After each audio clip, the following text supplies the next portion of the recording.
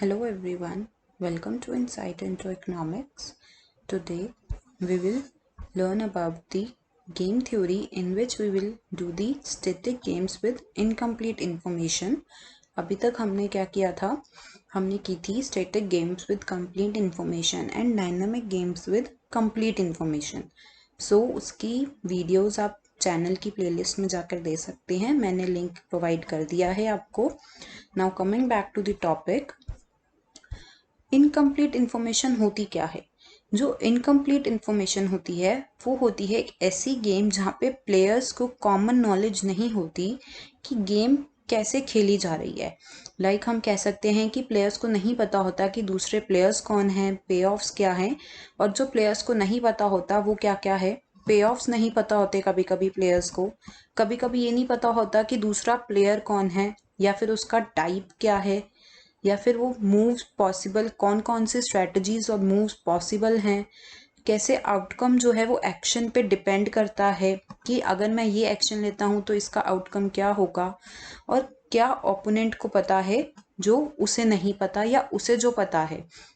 मतलब कि उसे जो इस गेम में इनकम्प्लीट इन्फॉर्मेशन में प्लेयर्स को नहीं पता होता कि दूसरा प्लेयर हमारे बारे में कितना जानता है, या फिर दूसरा प्लेयर ये कितना जानता है कि हम उसके बारे में जानते हैं या नहीं. तो इस गेम में इनकम्प्लीट इन्फॉर्मेशन में हम कुछ भी कह सकते हैं कि प्लेयर को चीज़ें नहीं पता होती. नाउ फॉर एग्जाम्पल, अगर हम लेते हैं टू प्लेयर्स हैं, अर्प एंड अ स्ट्रेंजर. जो अर्प है उसे आपको नहीं पता कि स्ट्रेंजर कौन है. मतलब वैसे हमने स्ट्रेंजर लिया है बट आपको नहीं पता कि स्ट्रेंजर का टाइप क्या है. तो वो क्या मान लेता है, इसमें क्या होता है, इनकम्प्लीट इन्फॉर्मेशन में हमेशा हम प्रोबेबिलिटीज लेते हैं. 0.75 प्रोबेबिलिटी होगी कि आप बिलीव करता है कि स्ट्रेंजर क्या है, गन स्लिंगर है, और 0.25 प्रोबेबिलिटी के साथ आप जो है वो बिलीव करता है कि जो स्ट्रेंजर है वो क्या है, काउपोक है. मींस जो दूसरा प्लेयर है वो काउपोक है या गन स्लिंगर है, इसके लिए प्रोबेबिलिटी है. तो this is the incomplete information कि उसे नहीं पता कि स्ट्रेंजर गन स्लिंगर है या फिर काउपोक है. तो अब इस गेम को हम कैसे सॉल्व करेंगे, पहले इस गेम में देख लेते हैं. हमें पे ऑफ मैट्रिक्स बनानी है. तो हमें स्ट्रेंजर दिया हुआ है, गन स्लिंगर है या फिर काउपोक है. आपका पता है कि आप का सिर्फ एक ही टाइप है कि वो अप ही रहेगा. तो अगर स्ट्रेंजर जो है वो गन स्लिंगर है तो पे ऑफ्स अलग हो जाएंगी. इसमें स्ट्रेटजीज हैं वो हैं ड्रॉ और वेट, ड्रॉ एंड वेट. और जो काउपोक है, स्ट्रेटजीज उसकी भी यही है कि वो ड्रॉ करेगा या वेट करेगा, बट उसके पे ऑफ्स अलग हो जाएंगे जब वो काउपोक होगा या फिर वो गन स्लिंगर होगा. तो इनकी पे ऑफ्स अलग अलग हैं. हमने गेम को पे ऑफ मैट्रिक्स में ऐसे सेट किया है. गन स्लिंगर को अप मान रहा है कि स्ट्रेंजर जो है वो गन स्लिंगर होगा विद प्रोबेबिलिटी 0.75, और वो मान रहा है कि वो काउपोक होगा विद प्रोबेबिलिटी 0.25. सो अब इसके थ्रू हम क्या निकालेंगे, हम पे ऑफ्स निकालेंगे. हम उसकी प्रोबेबिलिटी से हम निकालेंगे कि कैसे इसमें जो है जब इनकम्प्लीट इंफॉर्मेशन होती है तो हमारा निकलता है बेस नैश इक्विलिब्रियम. ये हमेशा याद रखना है, चाहे वो डायनामिक गेम हो चाहे वो स्टैटिक गेम हो, हमारा निकलेगा बेस नैश इक्विलिब्रियम. ओके, तो अब हम देखेंगे कि जब गन स्लिंगर है अगर, तो अगर अप ड्रॉ कर रहा है, if up draws then gun slinger क्या करेगा, gun slinger will also draw, क्योंकि उसकी 3 जो है वो 1 से बड़ा है.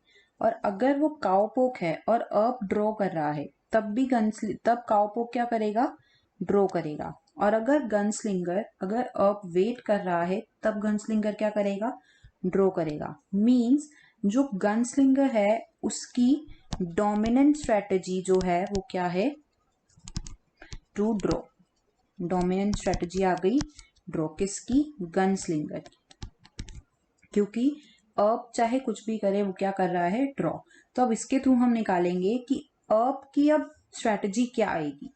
नाउ अगर हम कहें कि अब जो है वो क्या कर रहा है, अब करेगा, अब को मिलेगा 2. हम लिखते हैं यहाँ पे इसको एक्सपेक्टेड पे ऑफ निकालते हैं. तो एक्सपेक्टेशन की अब जो है वो ड्रॉ कर रहा है और गन स्लिंगर भी क्या कर रहा है, ड्रॉ कर रहा है. तो यहाँ पे गन स्लिंगर का आया स्ट्रेटजी और काउपोक क्या कर रहा है, ड्रॉ। हम ले रहे हैं कि दोनों ही केसेस में काउपोक भी ड्रॉ कर रहा है एंड गनस्लिंगर भी ड्रॉ कर रहा है। तो अप अगर ड्रॉ करता है तो उसको क्या मिलेगा? अप ने क्या माना है कि जो गनस्लिंगर है वो कितना है, 0.575 से, तो इसका मतलब हुआ 3/4।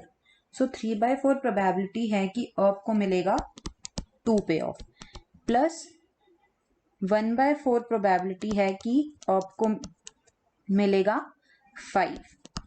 सो ये टोटल क्या हो जाएगा, 2 into 3/4 plus 1/4 into 5 will be 11/4।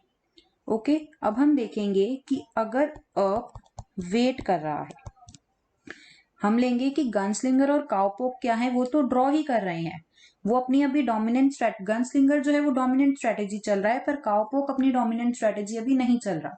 गनस्लिंगर और काउपोक दोनों ड्रॉ कर रहे हैं और अप अगर वेट करता है तो अप को क्या मिलेगा, ये तो दोनों ड्रॉ ही कर रहे हैं, तो अप को क्या मिलेगा, 3/4 प्रोबेबिलिटी से up will get 1 plus 1/4 probability से अप विल गेट 6।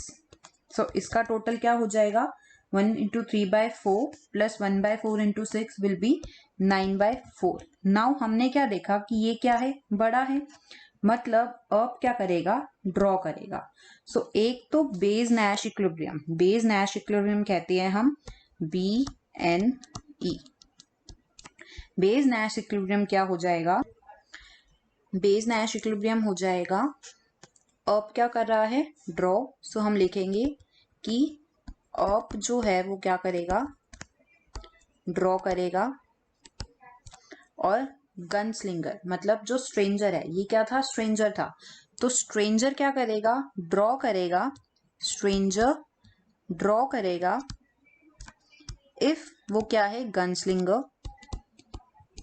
इफ वो गनस्लिंगर है, और स्ट्रेंजर क्या करेगा, ड्रॉ ही करेगा अगर वो काउपोक है। This is the first base one जो आ रहा है बेज नैश इक्विलिब्रियम, वो क्या आ रहा है, ड्रॉ ड्रॉ एंड ड्रॉ।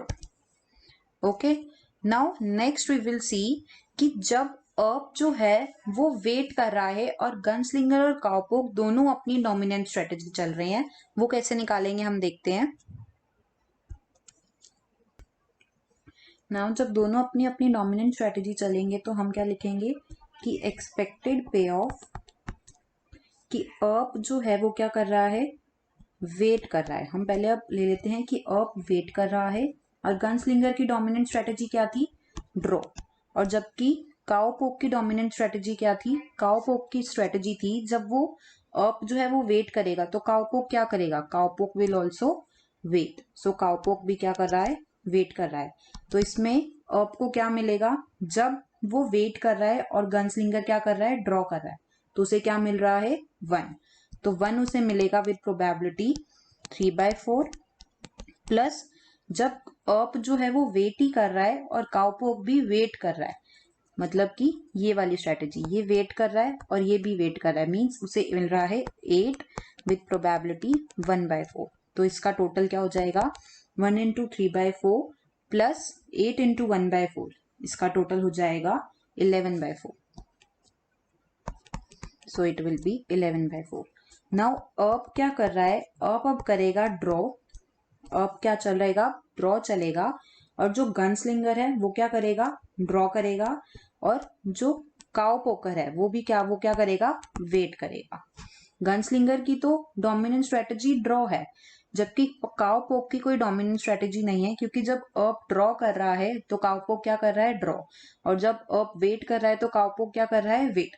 तो इसलिए हम दोनों ही केसेस में निकालेंगे, जैसे हमने फर्स्ट नैश में निकाला कि हमने गनस्लिंगर की डोमिनेंट स्ट्रेटेजी ले ली थी ड्रॉ ड्रॉ, और काउपोक की स्ट्रेटेजी ली थी ड्रॉ। अब इसमें हम काउपोक की स्ट्रेटेजी ले रहे हैं वेट। सो अब क्या हो जाएगा, ड्रॉ, जब अप जो है वो ड्रॉ कर रहा है, अप ड्रॉ करेगा और गनस्लिंगर भी ड्रॉ करेगा, तो उसे मिलेगा 2 विथ प्रोबेबिलिटी 3/4, प्लस जब ये ड्रॉ कर रहा है और ये क्या कर रहा है, वेट कर रहा है, तो इसे मिलेगा 4 कितनी प्रोबेबिलिटी से, 1/4। तो इसका टोटल आ जाएगा 10/4। सो ये हमें दिख रहा है कि 11/4 इज ग्रेटर देन 10/4, तो अब इस गेम का base Nash equilibrium, second base Nash equilibrium क्या हो जाएगा कि अब क्या कर रहा है, वेट कर रहा है, और जो गन स्लिंगर है वो अपनी डोमिनेंट स्ट्रेटेजी चल रहा है, दैट इज ड्रॉ, और काउ पोकर भी क्या कर रहा है, वेट कर रहा है।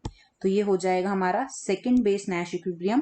फर्स्ट बेस नैश इक्विलिब्रियम था ड्रॉ ड्रॉ ड्रॉ। सो किसी भी एक गेम में एक से ज्यादा बेस नैश इक्विलिब्रियम भी हो सकते हैं। इस गेम में मे बी एक होता अगर काउ पोक की डोमिनेंट स्ट्रेटेजी होती तो। अगर काउ पोक की भी डोमिनेंट स्ट्रेटेजी ड्रॉ होती तो हमारे पास सिर्फ ये बेस नैश इक्विलिब्रियम होता, जहां पे ये दोनों ड्रॉ कर रहे हैं तो गन ये जो अप है ये भी ड्रॉ करेगा। और अगर काउ पोक की डोमिनेंट स्ट्रेटेजी वेट होती और गन स्लिंगर की ड्रॉ होती तो हमारे पास ये बेस नैश इक्विलिब्रियम होता एक ही। बट क्योंकि काउ पोक की कोई एक डोमिनेंट स्ट्रेटेजी नहीं है, इसलिए हमने दोनों अलग अलग स्ट्रेटेजीज ली हैं, जिसमें कि ऑप की भी फिर स्ट्रेटेजीज क्या है, चेंज हो जाती हैं। So this is how we will calculate the Nash equilibrium in the static game with incomplete information, जिसमें हम निकालते हैं base Nash equilibrium. So this is all for today's video, and if you have any doubt then do comment, or you can ask me on my Instagram account. If you like the video then do share and subscribe and watch more videos from my channel. Thank you.